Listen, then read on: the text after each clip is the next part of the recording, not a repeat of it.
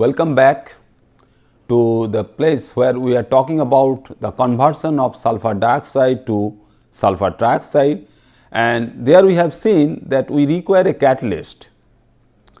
So, catalyst is required and we should go for a low temperature reaction to increase the conversion amount, that means the percentage yield of the reaction for SO3.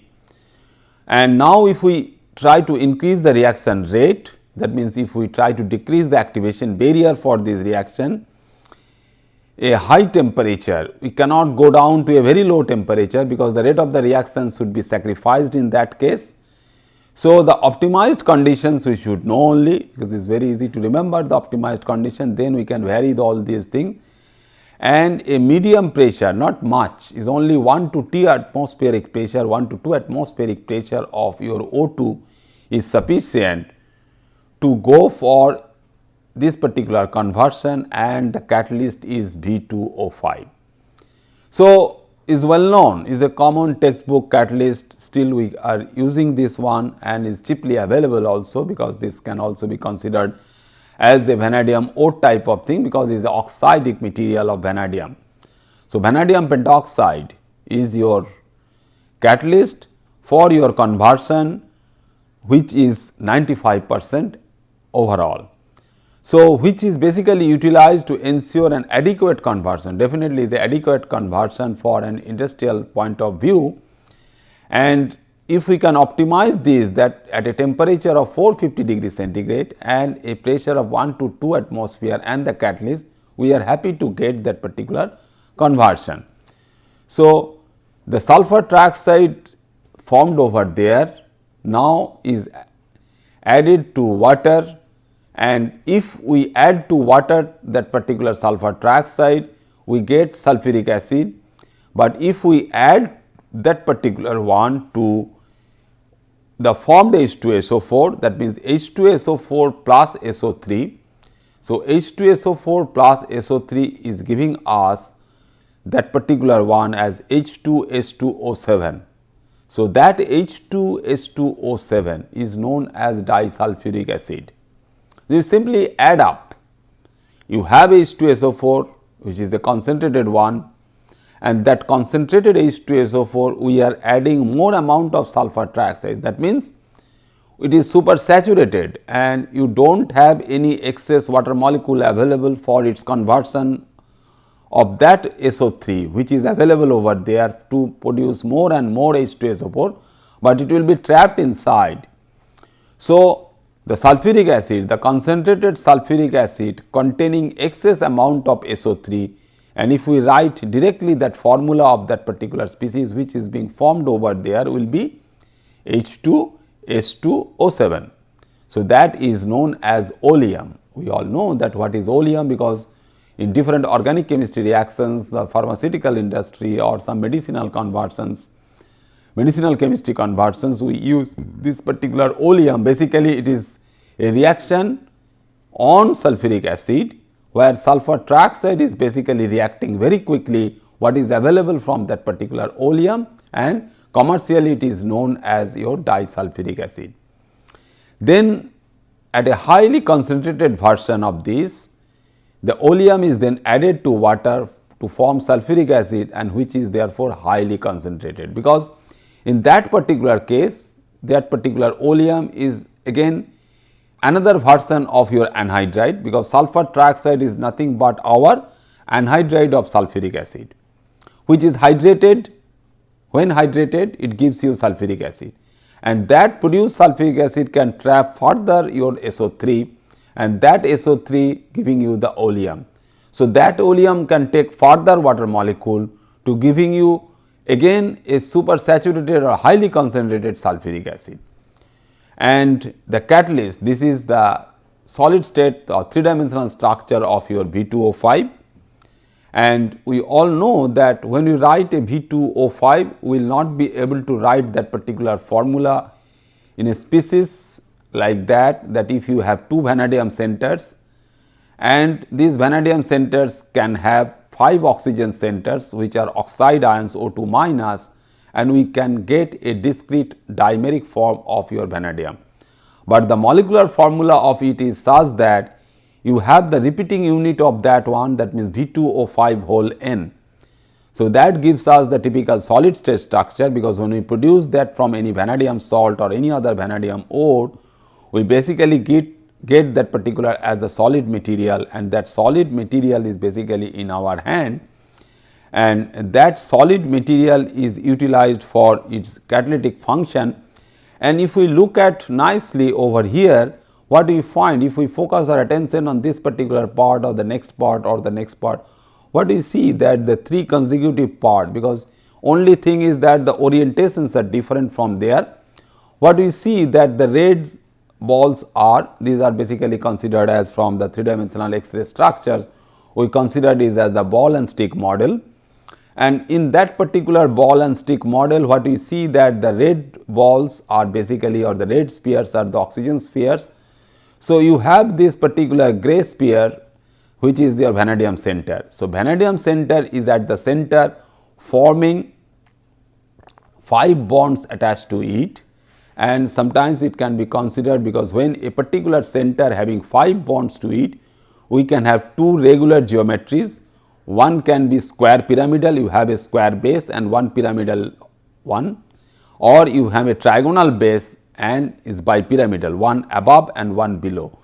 But in this particular case, you have this particular vanadium center as a square pyramidal one, and you have this vanadium. So, this vanadium center is in the networking of the oxides, so different oxides. So, it can be mu2 type or mu3 type oxide ions, and you can have for each and every vanadium centers, you have one vanadium oxygen double bond. That means, you have the terminal oxygen attached to that particular vanadium.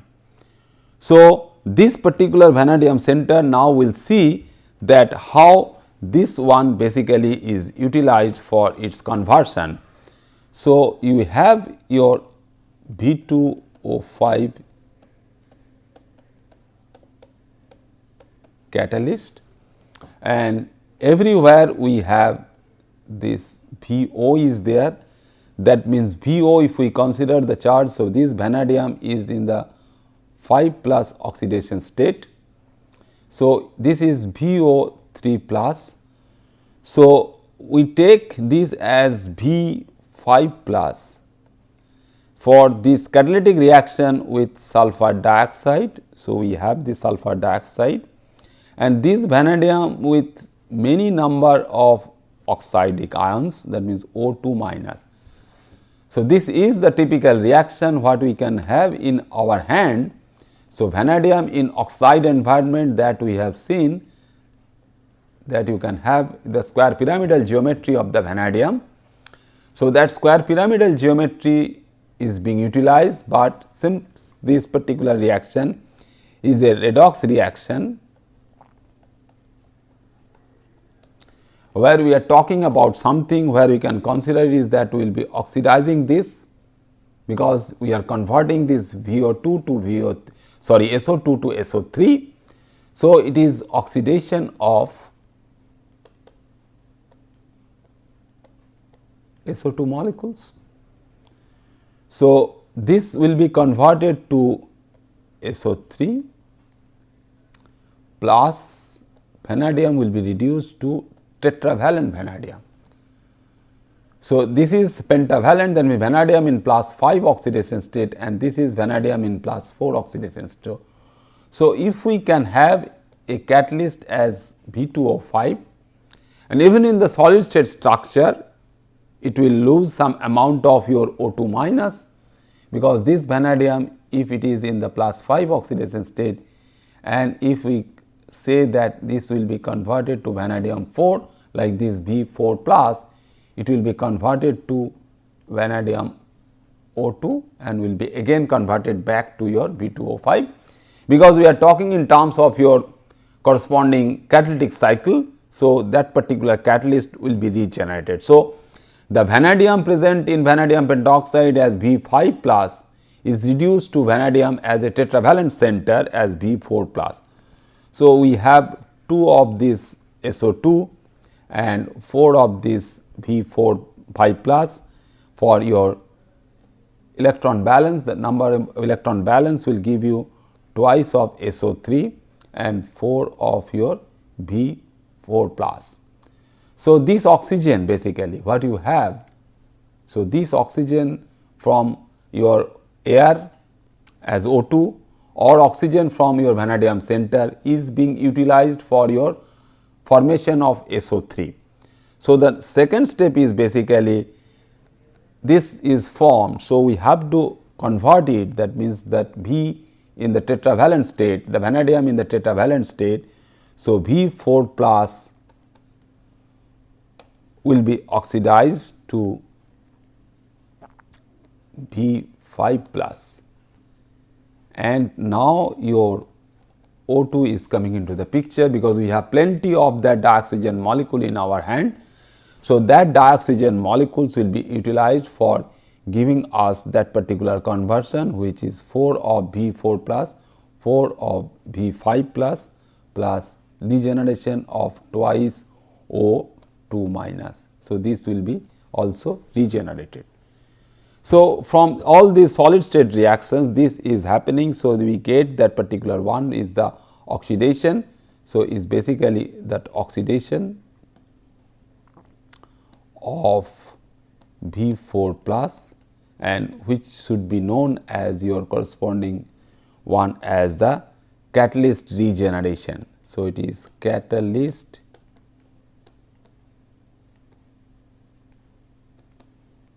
regeneration, because we are regenerating the vanadium in +5 oxidation state. So, the pentavalent vanadium is being formed again and again.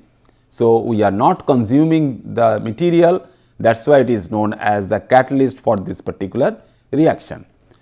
So, what we will see now is that when we have this as the catalyst and its corresponding reaction for its reduction and oxidation, then how we can use the produced sulfuric acid, huge amount of sulfuric acid, the industry is producing that huge amount of sulfuric acid, and where we basically use that particular sulfuric acid. So, the most important industry we know that a very good industry for handling the petrochemicals, because we have the petroleum products in our hand. So, petrochemical industry is basically utilizing it for alkylation of isoalkenes with alkenes, So, concentrated sulfuric acid. So, if we have the corresponding condensation reaction, because the concentrated sulfuric acid is a very good dehydrating reagent and the corresponding isoalkanes are there. So, that can be considered as one of the isoalkane, that is isopropane type of thing. So, iso function is there. So, that iso function can be converted with respect to your different alkenes for the typical alkyl product. So, is known as the alkylation. Then after petrochemical industry we can have the utilization in chemical industry. So, the different chemical industries like making of useful inorganic chemicals. Why we are talking all these in terms of your industrial inorganic chemistry? Because we are only looking for what basic information, what primary chemical industry knowledge is required for production of your inorganic chemicals. So, what other inorganic chemicals we can produce with the help of your sulfuric acid, what we have produced already. So, other inorganic chemicals such as hydrofluoric acid, chromic acid or aluminum sulfate. So, you see by knowing the name only, the three examples are given over here as the HF, the Cr2O3 and the aluminum sulfate. How you get these one and what is the role basically for your sulfuric acid? So, hydrofluoric acid is very simple, that if you have some supply of fluorine based minerals or ores or the fluoride ions F minus, you have to supply H plus. So, that H plus can come from your sulfuric acid producing hydrofluoric acid. Similarly, chromic acid, which is basically Cr2O3 as a oxide basically. So, that oxide basically we can get it when we dissolve the corresponding chromate or dichromate in concentrated sulfuric acid. So, potassium dichromate or sodium dichromate or potassium chromate or sodium dichromate, when you go for its dissolution in sulfuric acid, we get the corresponding very useful color also, that very orange red color of your chromic acid. So, you get that particular utilization of sulfuric acid. Then aluminum sulfate, that means simply from aluminum powder, aluminum ore as bauxite or any other scrap aluminum.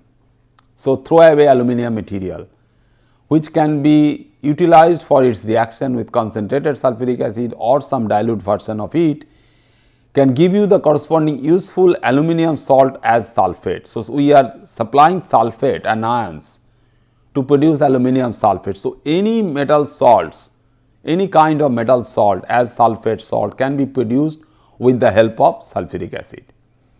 Then some example of organic products, that means different dyes we can make, that means sulfate dyes or sulfonation if we can go for with the help of sulfuric acid. Different explosives can make, isocyanates can be made, soaps, detergents, fibers and different pharmaceuticals are all dependent on the availability of the sulfuric acid and use of sulfuric acid.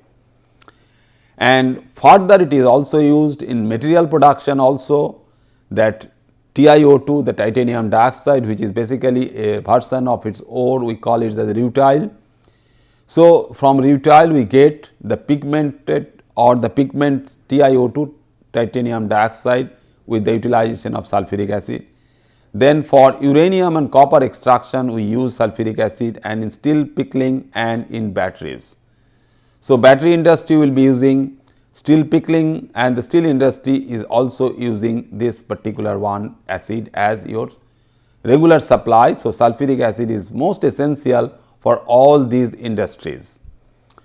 So, basically what we get here, that utilized in the manufacture of also the chlorosulfonic acid, is also utilized for making thionyl chloride.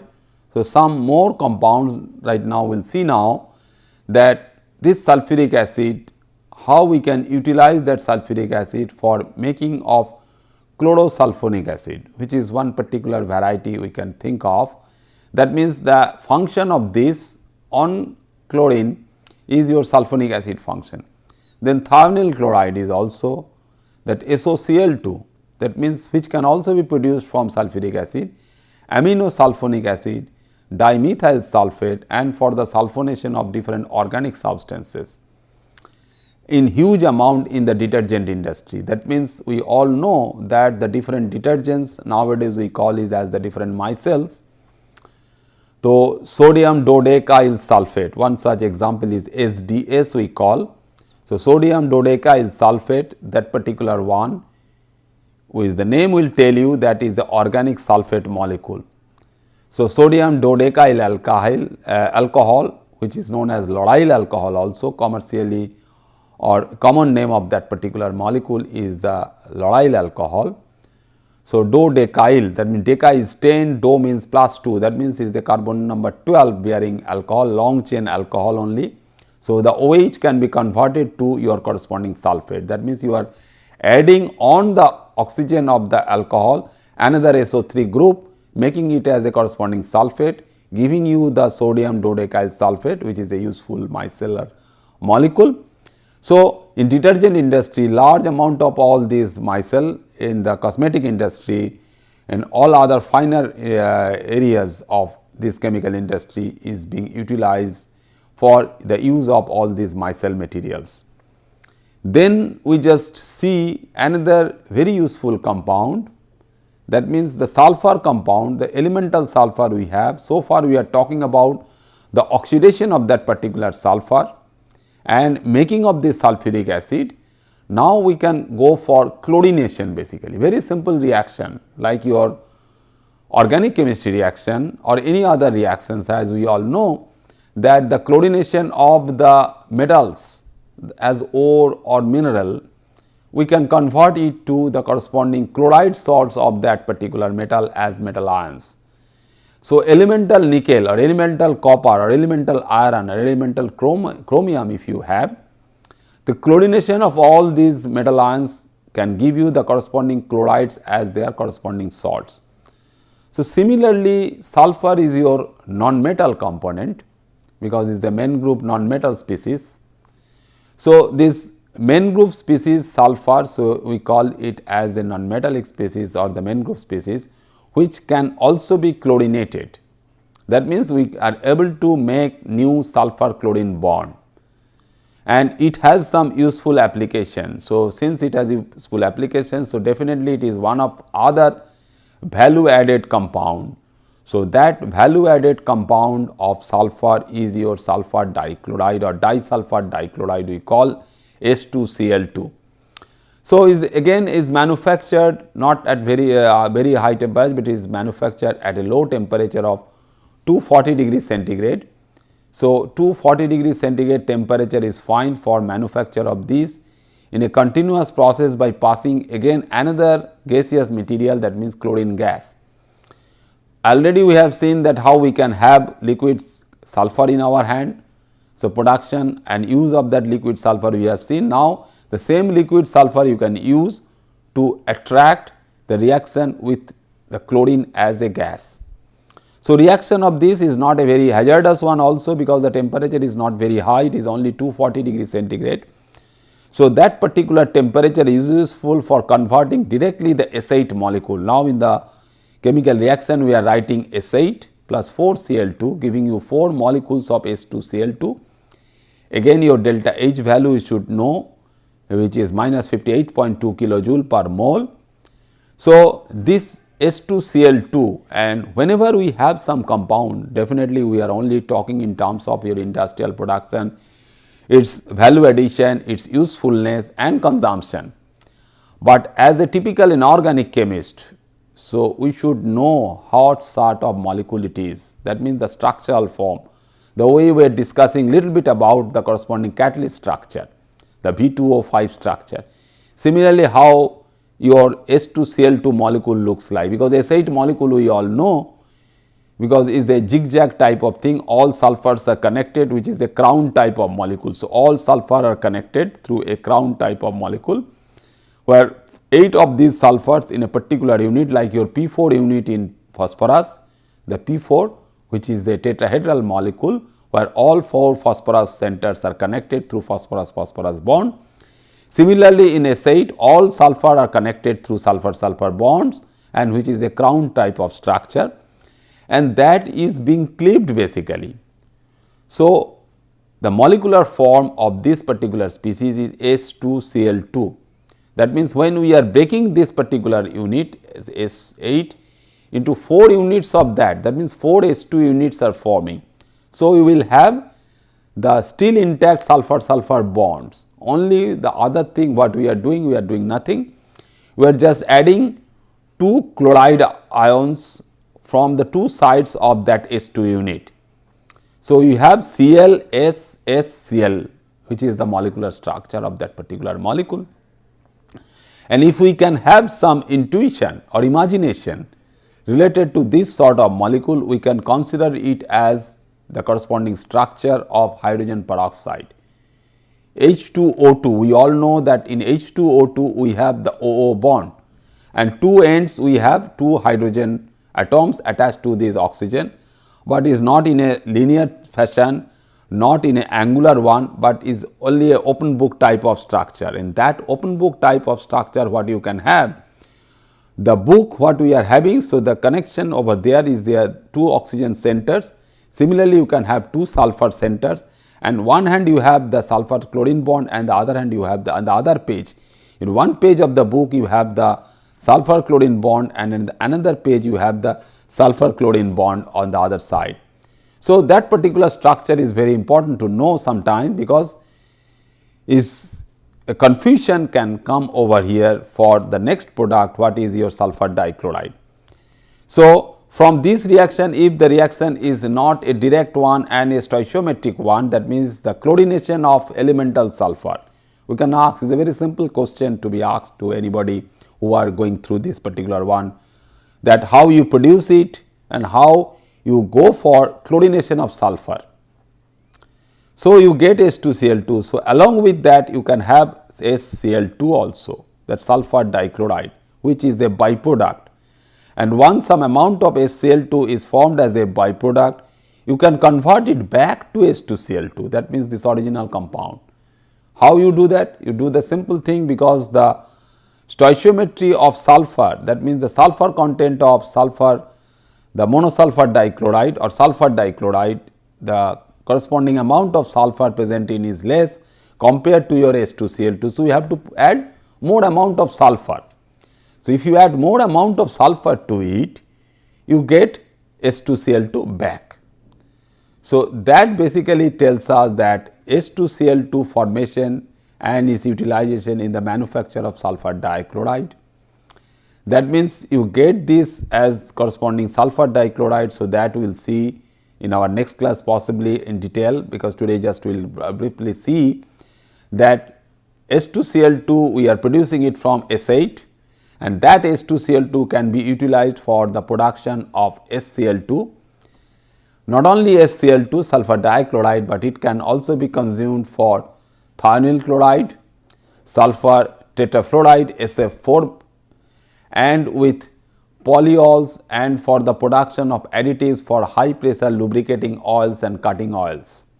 So, these are all industrially important oils basically, because the oil sector for some value added oils basically these are sometimes additive, because for to increase the shelf life, the longevity and the life of that particular oil for its useful purpose can be increased by some addition of all this material. And it can also be utilized as a catalyst in the chlorination of acetic acid. You see the very simple reaction what we are now talking at as a reagent.